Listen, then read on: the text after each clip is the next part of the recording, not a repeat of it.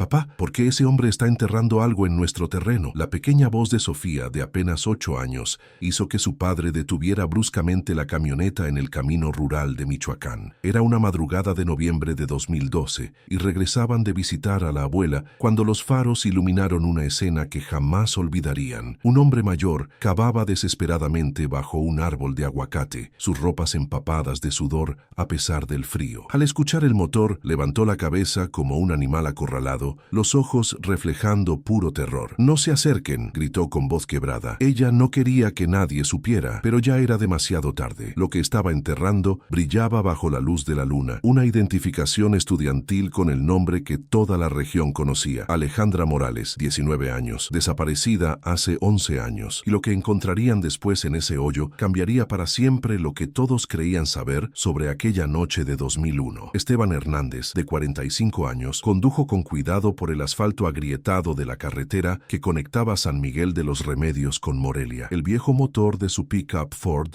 rugía en la madrugada fría mientras la neblina se alzaba desde los campos como fantasmas blancos. Su hija Sofía dormitaba envuelta en una manta de lana que había tejido su abuela. Acababan de pasar 3 días en el rancho familiar, donde la matriarca de 89 años insistía en que las nietas aprendieran a hacer tortillas como Dios manda. La carretera estaba desierta, como siempre a las 4:30 de la mañana. Solo trabajadores del campo transitaban estas rutas antes del amanecer, dirigiéndose a las plantaciones que se extendían hasta el horizonte. Fue entonces cuando Esteban vio las luces extrañas. Al principio pensó que era otro vehículo, pero algo no encajaba. Las luces se movían erráticamente, subiendo y bajando, como si alguien llevara una linterna poderosa. Estaban dentro de una plantación de aguacates que pertenecía a la familia Vázquez, una de las más prósperas de la región. Esteban aminoró la velocidad, entrecerrando los ojos. En una región donde los robos de aguacate eran frecuentes debido al alto precio del oro verde, no era raro que los propietarios contrataran vigilancia nocturna. Pero algo en el movimiento de esas luces le pareció desesperado. Bajo la luz de una lámpara que había colocado sobre una rama, un hombre mayor luchaba con una pala contra la tierra compacta. Sus movimientos eran frenéticos. El sudor brillaba en su frente a pesar del frío matutino, y sus ropas estaban empapadas. Junto a él había una caja de madera y algo que brillaba bajo la luz artificial. Esteban apagó el motor y encendió las luces altas, dirigiéndolas hacia la escena. El hombre levantó la cabeza bruscamente cuando los faros lo iluminaron. Su rostro mostró puro terror, como un venado sorprendido. Durante unos segundos se miraron a través de la distancia. Entonces el hombre gritó con voz quebrada: «¡No se acerquen!». Ella no quería que nadie supiera. Bajo la luz de los faros, Esteban pudo distinguir claramente lo que el hombre había estado tratando de enterrar: una identificación estudiantil con una fotografía que reconoció inmediatamente. El rostro sonriente de Alejandra Morales lo miraba desde la tierra removida, la misma chica cuya fotografía había estado en carteles por toda la región durante 11 años, la misma Alejandra que había desaparecido sin rastro cuando tenía 19 años, la misma cuyo caso había obsesionado a 3 generaciones de policías, cuya familia nunca había dejado de buscarla. Esteban sintió que el mundo se detenía. El hombre en el campo dejó caer la pala y comenzó a retroceder, tambaleándose, pero no corrió. Se desplomó sobre sus rodillas junto al hoyo y comenzó a sollozar intensamente. «¡11 años!», gritó al viento. «11 años guardando este secreto». Esteban tomó su teléfono celular con manos temblorosas. No había señal. Estaban demasiado lejos de las torres de comunicación, perdidos en el campo mexicano donde la tecnología moderna aún luchaba por llegar. Tenía que decidir: continuar hacia el pueblo para buscar ayuda o acercarse al hombre que claramente sabía algo sobre la desaparición más famosa de la región. Miró a Sofía, quien lo observaba con ojos grandes y asustados. «Papá, ¿esa es la señorita de los carteles, la que está perdida?». Esteban asintió lentamente. Durante años, el rostro de Alejandra Morales había estado en cada poste, cada tienda, cada iglesia de la región. Su desaparición había marcado un antes y un después en la comunidad. «Quédate en la camioneta», le dijo a Sofía. «Voy a hablar con él». Para entender completamente lo que Esteban estaba presenciando, necesitamos retroceder 11 años, hasta octubre de 2001. Alejandra Morales tenía 19 años y era la personificación de los sueños de una familia trabajadora. Era la primera de los Morales en asistir a la universidad. Estudiaba enfermería en la Universidad Michoacana, en Morelia, y regresaba a casa cada fin de semana para ayudar en la farmacia familiar. Esa noche del sábado 13 de octubre de 2001, había tomado tomado el autobús de las 8:30 p.m. desde Morelia hacia San Miguel de los Remedios, como hacía cada fin de semana. Su padre, Roberto Morales, propietario de la única farmacia en un radio de 15 kilómetros, la esperaba en la terminal como siempre. Roberto era un hombre respetado, conocido por su honestidad y por ayudar a las familias necesitadas con créditos y descuentos. Su esposa, María Elena, trabajaba como secretaria en la escuela primaria. Habían criado a 3 hijos, Alejandra, la mayor,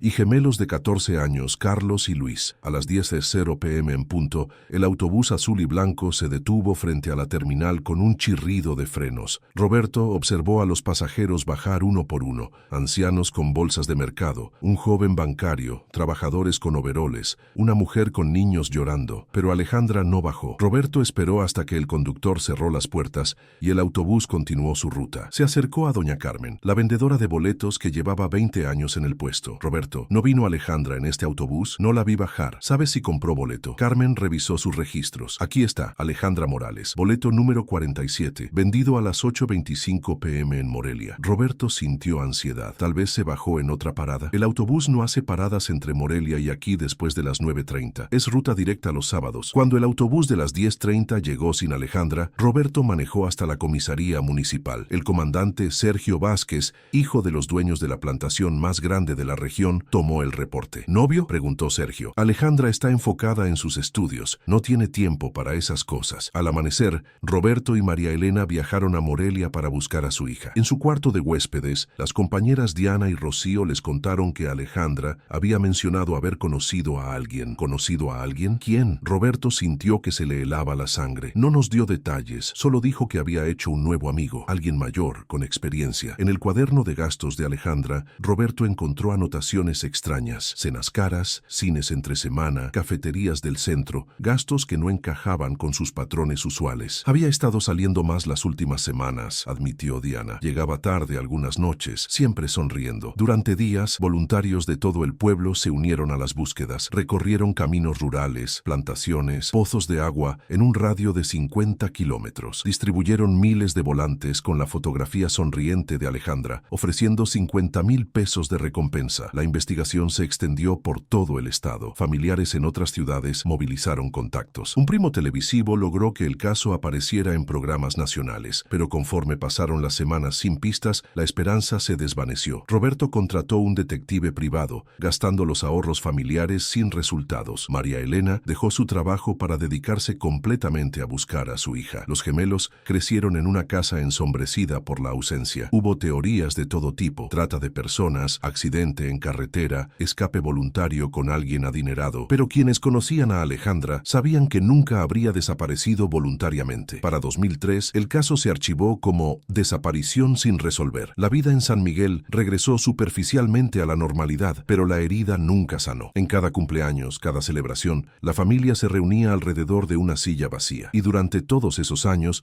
Aurelio Mendoza siguió trabajando como cuidador en la plantación de los Vázquez, cargando un secreto que lo consumía lentamente. Regresando a noviembre de 2012, Esteban se acercó lentamente a la cerca de alambre. El hombre había dejado de cavar y estaba sentado en el borde del hoyo, con los hombros encorvados. La identificación de Alejandra brillaba bajo los faros como un espejo reflejando 11 años de búsquedas infructuosas. «Señor, ¿se encuentra bien?». El hombre levantó la cabeza. Era un individuo de unos 65 años, delgado pero fuerte, con piel curtida por el sol. Tenía los ojos hundidos, enrojecidos por las lágrimas. «¿Bien?», soltó una risa amarga. «No he estado bien en 11 años. ¿Usted conocía a Alejandra Morales?». «¿Conocerla? La maté con estas manos». Las palabras flotaron como una confesión que había esperado más de una década para ser pronunciada. Esteban sintió que se le helaba la sangre, pero algo en la honestidad brutal le dijo que no estaba en peligro inmediato. «¿Cómo se llama?». «Aurelio Mendoza. Trabajo para la familia Vázquez, cuidando estas tierras. Llevo aquí 40 años». Esteban conocía el nombre. Los Vázquez eran dueños de miles de hectáreas. Su hijo Sergio era el comandante que había investigado la desaparición. «¿Por qué está enterrando sus cosas aquí?». Aurelio miró la caja como si fuera extraña. «Porque ya no puedo más. Mi familia se mudó a Estados Unidos el mes pasado. Mis hijos, nietos, todos se fueron. Ya no tengo que proteger a nadie». «¿Proteger de qué?». Aurelio cerró los ojos reuniendo fuerzas para contar una historia guardada durante más de una década. «Esa noche del 13 de octubre de 2001, yo estaba haciendo mi ronda nocturna. Era sábado, pero los robos habían aumentado y don Ramón me pidió reforzar la vigilancia los fines de semana. hermana. Señaló hacia la carretera. Eran como las 10:30. Estaba revisando los límites cuando escuché un motor.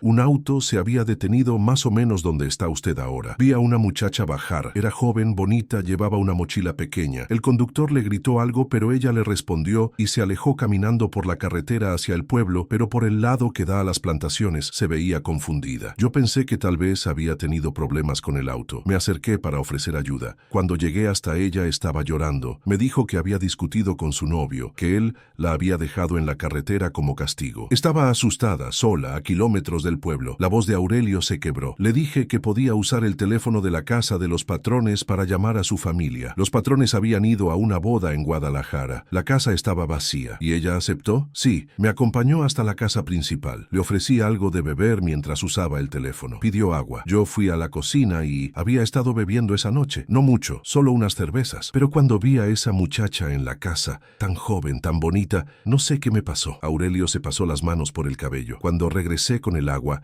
ella estaba mirando fotografías de la familia en la sala. Me dijo que algún día quería tener una familia así, con dinero y oportunidades. Yo le dije que una muchacha como ella podría conseguir cualquier cosa, que era muy bonita, muy inteligente, que cualquier hombre estaría orgulloso de tenerla. Y luego todo se descontroló. Las palabras salieron como un torrente represado durante años. Traté de tocarla. Ella se asustó, comenzó a gritar. Me empujó, trató de correr hacia la puerta. Aurelio se cubrió el rostro. Yo la agarré del brazo para detenerla. No quería hacerle daño, solo quería que se calmara. Pero ella siguió gritando, luchando. Tenía miedo de que alguien la escuchara. ¿Qué hizo? Le puse la mano en la boca para que dejara de gritar. Solo quería que se calmara. Pero ella siguió luchando, y yo apresté más fuerte. Dejó caer las manos, revelando un rostro destrozado. No me di cuenta de lo fuerte que estaba apretando hasta que dejó de moverse. Cuando la solté, ya no respiraba. El silencio fue ensordecedor. Solo se escuchaba el viento en las hojas y el motor inactivo de la camioneta. ¿Qué hizo después? Entré en pánico total. Tenía a una muchacha muerta en la casa de mis patrones. Si la encontraban ahí,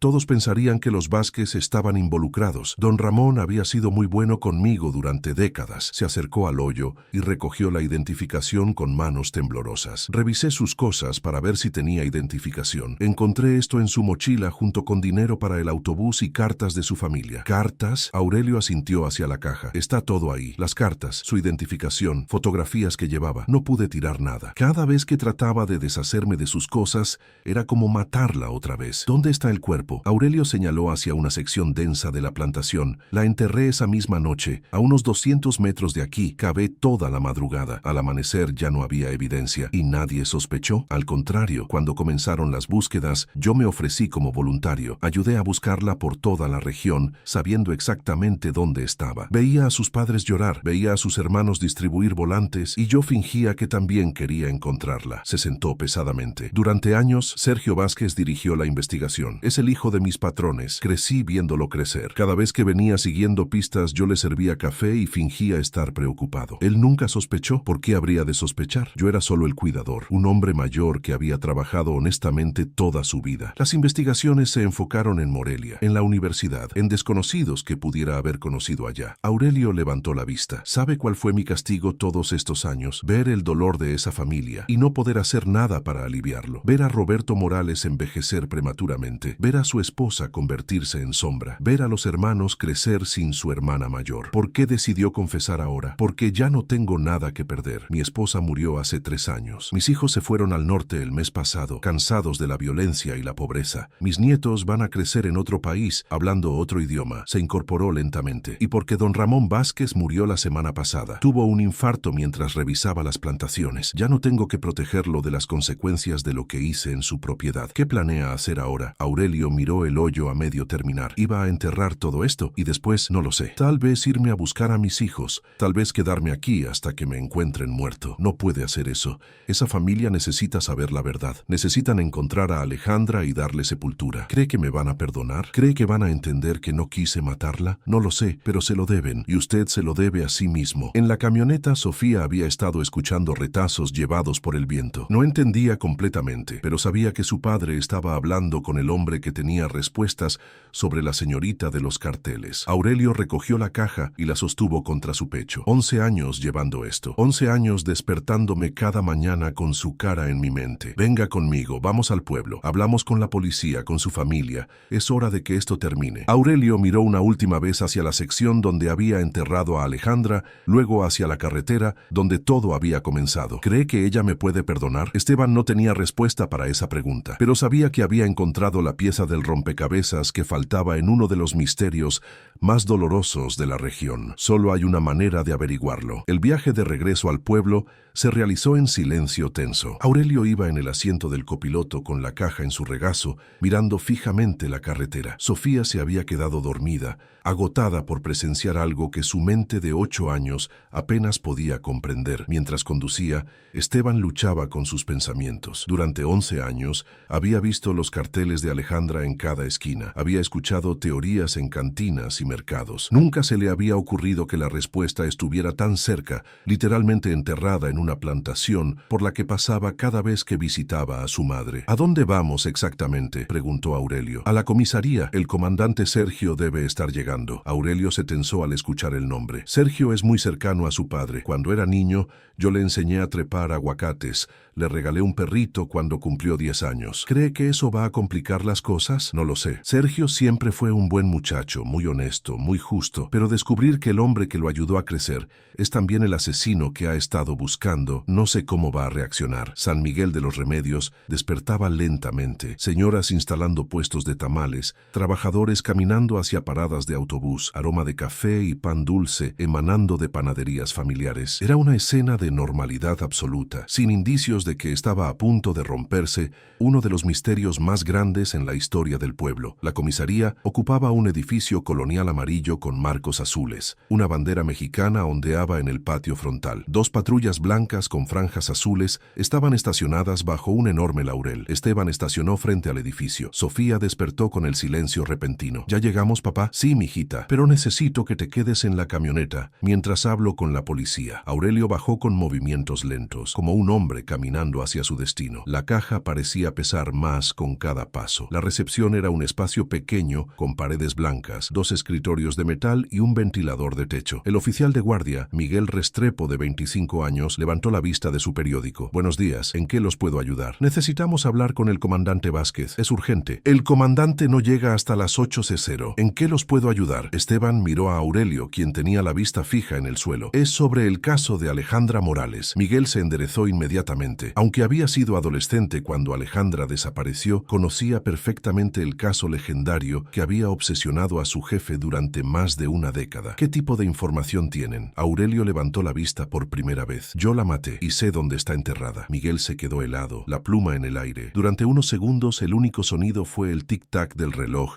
y el zumbido del ventilador. ¿Perdón? Maté a Alejandra Morales el 13 de octubre de 2001 y quiero confesar. Miguel dejó caer la pluma y se puso de pie tan rápidamente que derribó su silla. Esperan aquí, no se muevan. Voy a llamar al comandante. Desapareció por una puerta trasera. Pronto se escucharon voces urgentes hablando por teléfono. Esteban y Aurelio se quedaron solos, sentados en sillas de plástico, bajo la mirada de héroes nacionales cuyos retratos colgaban de las paredes. ¿Se arrepiente?, preguntó Esteban. Aurelio consideró la pregunta. Me arrepiento de haberla matado cada segundo de cada día durante 11 años, pero no me arrepiento de confesar. Es hora de que termine esta pesadilla. Miguel regresó con otro oficial mayor. El comandante viene en camino. Llegará en 20 minutos. Mientras tanto, el sargento Delgado va a tomar una declaración preliminar. El sargento Delgado era fornido, de unos 45 años, con bigote espeso y ojos inteligentes. Había estado en la comisaría durante la investigación original, aunque entonces era solo oficial raso. Señor Aurelio Mendoza, dice que tiene información sobre Alejandra Morales. Digo que la maté. No es información, es una confesión. El sargento estudió el rostro del hombre mayor, buscando signos de demencia o intoxicación. Pero Aurelio se veía completamente sobrio y lúcido. ¿Está consciente de que una confesión de asesinato es un asunto muy serio? He estado consciente de eso durante 11 años. Aurelio repitió la historia. La muerte de su patrón, la partida de su familia, el peso insoportable del secreto. El sargento tomó notas detalladas, haciendo preguntas sobre fechas, horarios y ubicaciones. Con cada respuesta, la confesión se volvía más creíble y devastadora. Cuando Sergio Vázquez llegó a las 6:45 am, encontró a su equipo en shock contenido. Miguel lo interceptó en la puerta, hablándole en susurros urgentes. Sergio escuchó el resumen con expresión que pasó de incredulidad a comprensión horrorizada. Cuando entró a la recepción y vio a Aurelio sentado con la caja en su regazo, se detuvo como si hubiera visto un fantasma. ¿Aurelio? Hola, Sergio. Sergio. Lamento que tengas que enterarte así. Sergio había crecido llamando a Aurelio tío Aurelio, aunque no fueran familia. Este hombre le había enseñado a montar a caballo, le había mostrado variedades de aguacate, había estado presente en cada cumpleaños familiar durante décadas. ¿Es cierto lo que están diciendo? Aurelio levantó la mirada y encontró los ojos de Sergio. En ellos había dolor, confusión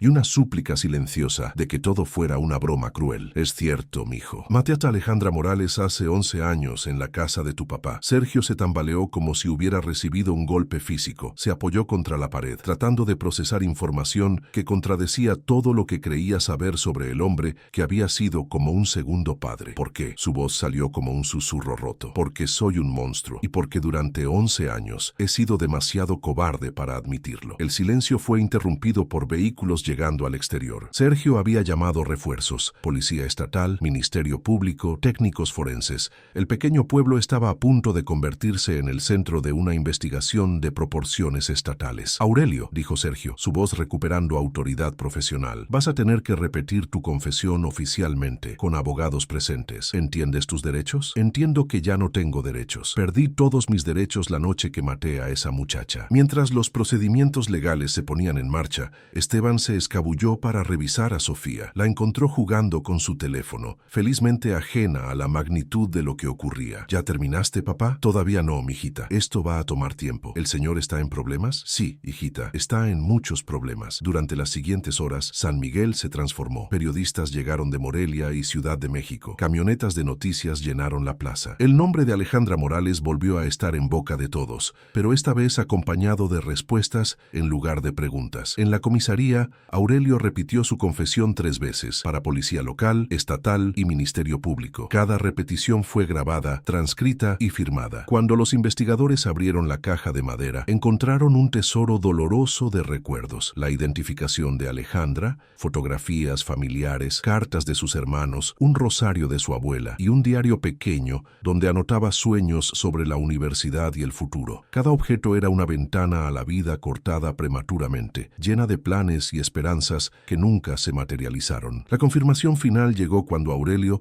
guió a los investigadores al lugar exacto donde había enterrado el cuerpo. La caravana de vehículos oficiales serpenteó por la carretera rural hacia la plantación como una procesión solemne. Aurelio iba en el asiento trasero de una patrulla, esposado pero con extraña paz en el rostro. Sergio había insistido en estar presente a pesar del conflicto de intereses. Los investigadores forenses habían llegado de Morelia con equipamiento especializado, detectores de metal, radar de penetración terrestre, herramientas de excavación delicada. Era un despliegue impresionante para un pueblo que raramente veía más de 2 patrullas. Esteban siguió la caravana en su camioneta, con Sofía dormida en el asiento trasero. Se había ofrecido como testigo del descubrimiento inicial y los investigadores habían aceptado su presencia. Cuando llegaron al sitio, Aurelio bajó con movimientos lentos. Ya no era el hombre desesperado que había estado cavando en la madrugada. Parecía haber encontrado una especie de resolución, como si confesar hubiera liberado un peso cargado durante años. Es por aquí, dijo,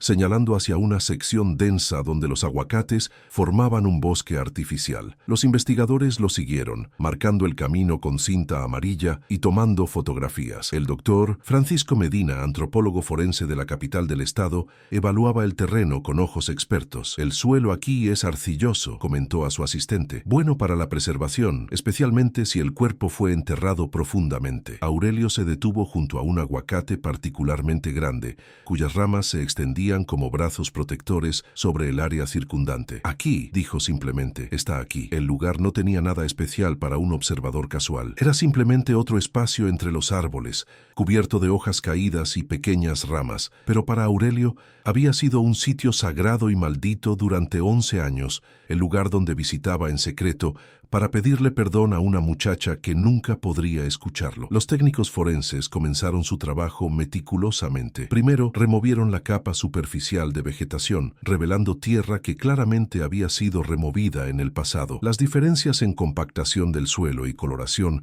eran evidentes para ojos entrenados. Definitivamente hay una alteración aquí, confirmó el doctor Medina. El suelo fue excavado y rellenado hace tiempo. Sergio observaba el proceso con expresión atormentada. Durante años, había dirigido búsquedas exhaustivas por toda la región, había seguido pistas falsas hasta rincones remotos de Michoacán, había interrogado a cientos de personas. Y todo el tiempo, Alejandra había estado enterrada a menos de 1 kilómetro de la casa de su familia, en tierra que él conocía desde la infancia. ¿Cómo es posible que nunca registráramos esta área?, le preguntó al sargento Delgado. Sí, la registramos, respondió Delgado consultando archivos viejos. 3 veces. En noviembre de 2001, febrero de 2002 y agosto de 2003. Pero solo búsquedas superficiales, buscando señales de disturbo reciente. Para entonces el terreno ya se habría asentado, explicó el doctor Medina. Después de 6 meses, un entierro clandestino puede ser casi imposible de detectar sin equipos especializados. El proceso de excavación tomó horas. Los forenses trabajaban con cepillos y herramientas pequeñas, removiendo tierra centímetro por centímetro, documentando cada capa. Era trabajo tedioso, pero necesario para preservar cualquier evidencia que pudiera subsistir después de tanto tiempo. A las 2:30 de la tarde,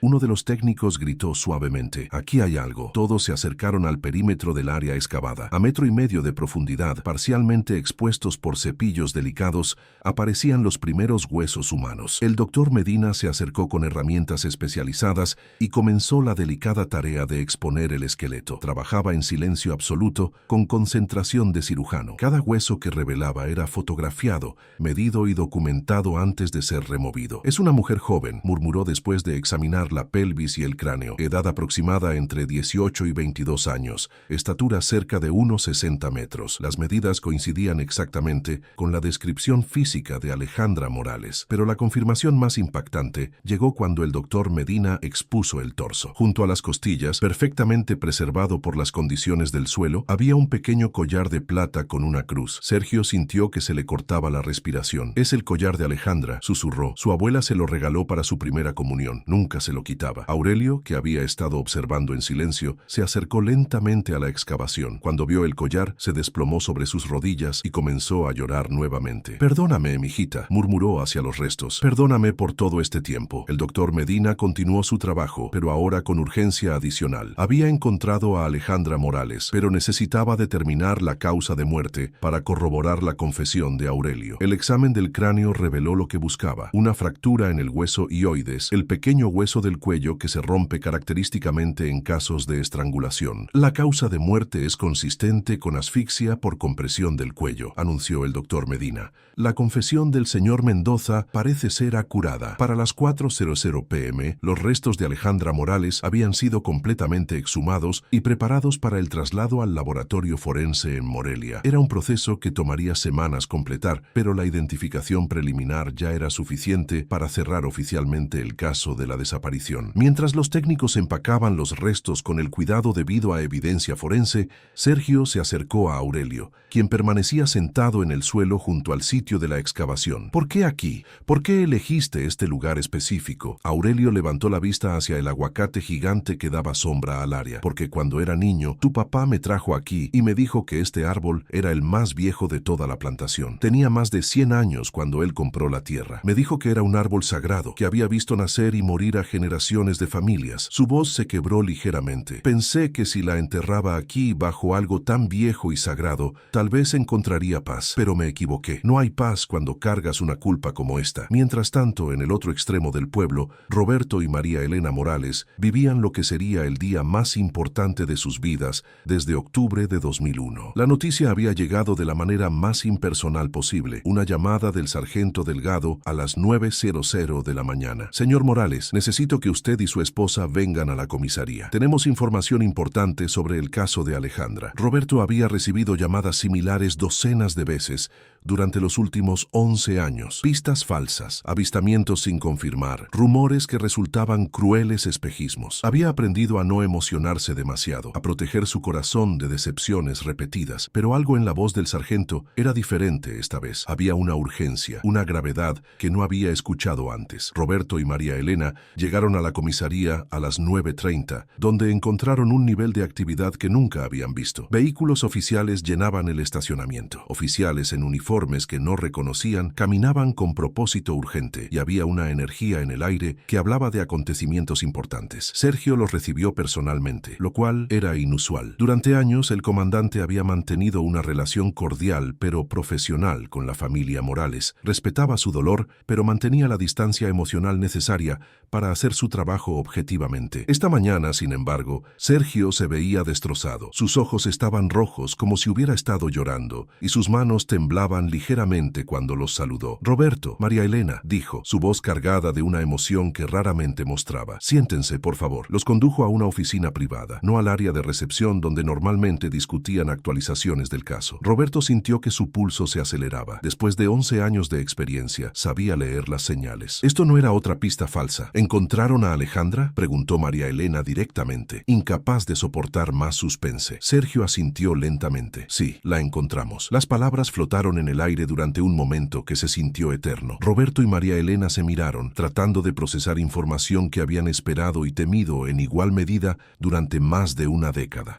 Roberto no pudo terminar la pregunta. «Está muerta», confirmó Sergio gentilmente. «Murió la noche que desapareció, en octubre de 2001. María Elena se desplomó en su silla, como si todas sus fuerzas la hubieran abandonado. Durante 11 años, había mantenido viva una pequeña llama de esperanza. La posibilidad de que Alejandra estuviera en algún lugar, amnésica, secuestrada, perdida, pero viva. Esa llama acababa de extinguirse para siempre». «¿Cómo?», susurró. Sergio les explicó los eventos de la madrugada, el descubrimiento de Esteban, la confesión de Aurelio, la ubicación del cuerpo en la plantación. Habló con la delicadeza de alguien que entiende que cada palabra es una puñalada para padres que han vivido en el limbo durante años. Cuando terminó de explicar, el silencio en la oficina era ensordecedor. Roberto tenía la vista fija en el escritorio, procesando el hecho de que había conocido al asesino de su hija durante décadas. Aurelio había estado en su farmacia comprando medicamentos, había participado en las búsquedas, había ofrecido condolencias sinceras. «¿Por qué?», preguntó finalmente Roberto. «¿Por qué la mató?». Sergio explicó lo que Aurelio había confesado. El intento de agresión sexual que había resultado en homicidio cuando Alejandra resistió. «Dice que nunca tuvo la intención de matarla», añadió Sergio, «que todo se descontroló. Y eso se supone que nos debe hacer sentir mejor». La voz de María Elena estaba cargada de una rabia que había estado acumulándose durante 11 años. «¿Se supone que debemos perdonarlo porque no tenía la intención?». «No», respondió Sergio firmemente. «No se supone que eso los haga sentir mejor. Solo les estoy diciendo lo que confesó». Roberto se puso de pie y comenzó a caminar por la pequeña oficina como un animal enjaulado. «11 años», murmuró. «11 años preguntándonos qué habríamos podido hacer diferente. 11 años culpándonos por dejarla tomar ese autobús sola. 11 años imaginando los peores escenarios posibles». Se detuvo frente a la ventana que daba a la plaza principal, donde había distribuido miles de volantes con la fotografía de Alejandra. Y todo este tiempo, el responsable estaba aquí, viviendo su vida normal, durmiendo en su cama cada noche, mientras nosotros no podíamos cerrar los ojos sin ver la cara de nuestra hija. María Elena se unió a su esposo en la ventana. Juntos observaron el pueblo que había sido su hogar durante décadas, pero que ahora se sentía diferente, manchado por el conocimiento de que había albergado al asesino de su hija. «¿Dónde está ahora?», preguntó María Elena. «En custodia», respondió Sergio. «Será transferido a la prisión estatal en Morelia, mientras esperamos el juicio». 3 meses después, el juicio de Aurelio Mendoza se desarrolló en una sala llena hasta el tope. Los medios nacionales habían seguido el caso desde la confesión inicial, convirtiendo el pueblo tranquilo en el centro de atención de todo México. Aurelio había decidido no contratar abogado defensor, insistiendo en que quería declararse culpable de todos los cargos. El tribunal le asignó un defensor público para asegurar que sus derechos constitucionales fueran respetados. En la primera fila del lado derecho, Roberto y María Elena se sentaron junto a sus hijos gemelos. Habían envejecido visiblemente durante los 3 meses transcurridos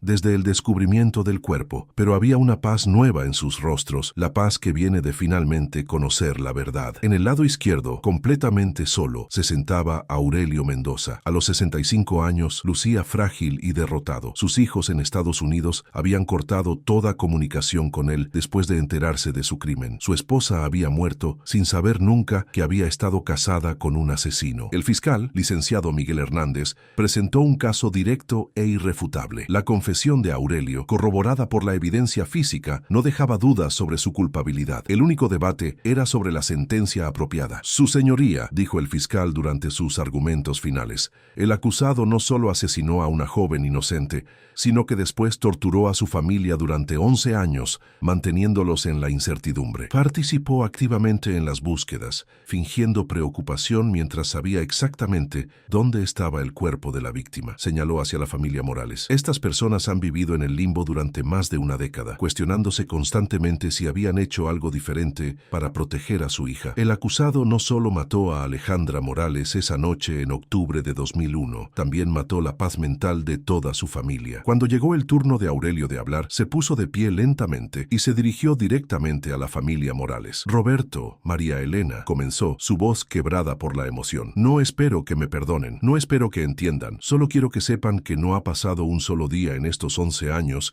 sin que pensara en lo que les hice. Se detuvo, luchando por controlar sus emociones. Alejandra no quería lastimar a nadie esa noche, solo quería llegar a casa con su familia. Yo la maté porque soy un monstruo y después fui demasiado cobarde para enfrentar las consecuencias. Miró directamente a Roberto. Usted fue bueno conmigo durante décadas. Me vendía medicinas con descuento cuando no tenía dinero completo. Siempre me trató con respeto como a un ser humano. Y yo le pagué matando a su hija. Se volvió hacia María Elena. Y usted, señora, siempre fue amable conmigo. Me preguntaba por mi familia. Se preocupaba cuando estaba enfermo. Y yo dejé que sufriera durante 11 años, sabiendo que podía terminar su dolor con una confesión. Sus ojos se llenaron de lágrimas. No busco compasión. Solo quiero que sepan que su hija era una buena persona. En sus últimos momentos, cuando se dio cuenta de lo que yo quería hacer, no me maldijo. Solo me pidió que pensara en mi propia familia, que pensara en cómo se sentirían si alguien les hiciera daño. Se desplomó de vuelta en su silla, completamente agotado. La jueza, magistrada Carmen Delgado, deliberó durante 2 horas antes de regresar con su veredicto. Aurelio Mendoza anunció con voz firme: este tribunal lo encuentra culpable de homicidio en segundo grado, ocultación de evidencia y obstrucción a la justicia. Hizo una pausa estudiando al hombre quebrado frente a ella. Aunque su confesión voluntaria y su aparente remordimiento son factores mitigantes, la gravedad de sus crímenes y el sufrimiento prolongado que causó a la familia de la víctima requieren una sentencia severa. Lo condeno a 25 años de prisión, sin posibilidad de libertad condicional durante los primeros 15 años. Aurelio recibió la sentencia sin reacción visible. Había esperado cadena perpetua, tal vez incluso la pena de muerte si hubiera estado disponible. 25 años le parecían generosos para un hombre de su edad. Después del juicio,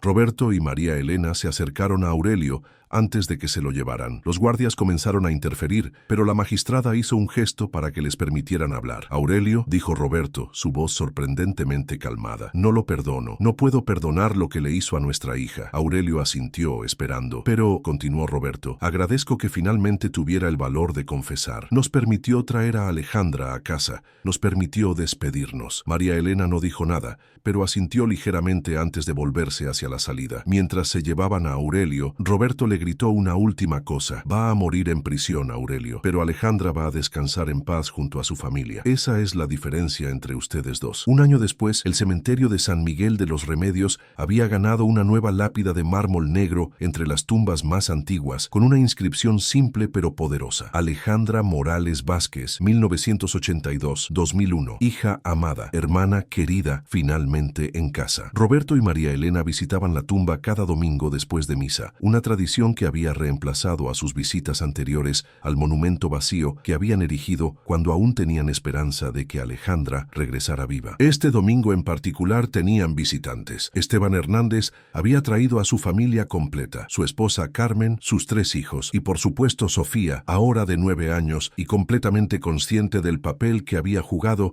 en resolver el misterio más famoso de la región. Durante el año transcurrido, Esteban se había convertido en una figura casi legendaria en el pueblo. El hombre que había tenido la curiosidad y el valor de investigar cuando vio algo extraño en la madrugada, el hombre cuya intervención había finalmente traído paz a la familia Morales. Los medios habían querido entrevistarlo múltiples veces, convertirlo en el héroe de la historia, pero Esteban había rechazado consistentemente la atención, insistiendo en que solo había hecho lo que cualquier persona decente habría hecho. Sofía se acercó tímidamente a la lápida de Alejandra. «Papá, ¿puedo dejarle las flores?» Esteban asintió, y Sofía colocó cuidadosamente un ramo de flores silvestres que había recogido en el camino. «Hola, Alejandra», murmuró la niña. «Soy Sofía. Mi papá te ayudó a regresar a casa». María Elena sintió que se le llenaban los ojos de lágrimas al escuchar la sinceridad infantil en la voz de Sofía. «Gracias, mijita», le dijo a la niña. «Alejandra habría sido muy feliz de conocerte». «¿Saben algo de Aurelio?», preguntó Carmen. Roberto y María Elena intercambiaron miradas. «Murió en prisión hace 3 meses»,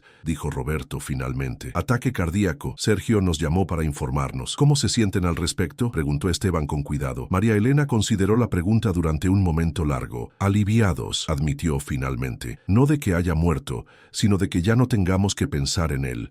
de que nunca tengamos que volver a verlo en una audiencia de libertad condicional. Alejandra puede descansar en paz, sabiendo que él no va a lastimar a nadie más, añadió Roberto. 5 años después, la beca de estudios Alejandra Morales se otorgaba cada año a una estudiante de enfermería de escasos recursos, preferiblemente de comunidades rurales de Michoacán. Era financiada por donaciones de la comunidad y por las ganancias de la farmacia de Roberto, que había prosperado después de que se resolviera el caso. Roberto y María Elena asistían a cada ceremonia de entrega. Ver a una joven con la misma edad que había tenido Alejandra cuando murió, persiguiendo los mismos sueños que había tenido su hija, era doloroso, pero también reconfortante. La historia de Alejandra Morales no terminó con su muerte en octubre de 2001, ni siquiera con el descubrimiento de su cuerpo en noviembre de 2012. Continuó viviendo en las vidas que tocó, en las lecciones que enseñó, en las precauciones que inspiró. Roberto y María Elena aprendieron que el dolor puede transformarse en propósito,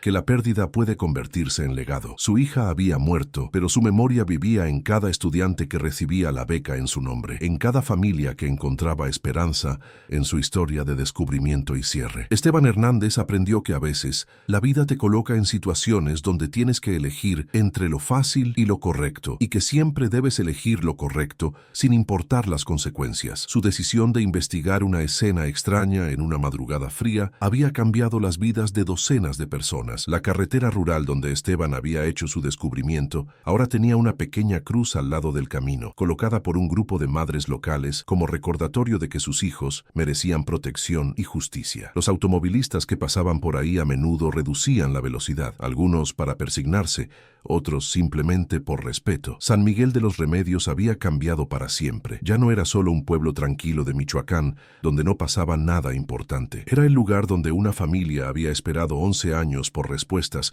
donde un hombre había cargado una culpa terrible durante más de una década, donde la verdad había finalmente triunfado sobre el silencio. Y en el cementerio municipal, bajo la sombra de los cipreses centenarios, Alejandra Morales finalmente descansaba en paz, rodeada del amor de su familia y de la memoria de un pueblo que nunca la había olvidado. Su lápida llevaba una inscripción adicional que Roberto y María Elena habían añadido en el 5º aniversario de su descubrimiento. No importa cuánto tiempo pase, la verdad siempre encuentra el camino a casa. Y en las noches tranquilas de Michoacán, cuando el viento sopla a través de las plantaciones de aguacate y las estrellas brillan sobre los pueblos dormidos, esas palabras siguen siendo ciertas. La verdad siempre encuentra el camino a casa, sin importar cuánto tiempo tome, sin importar cuán profundo esté enterrada, porque algunas historias son demasiado importantes para permanecer en silencio para siempre.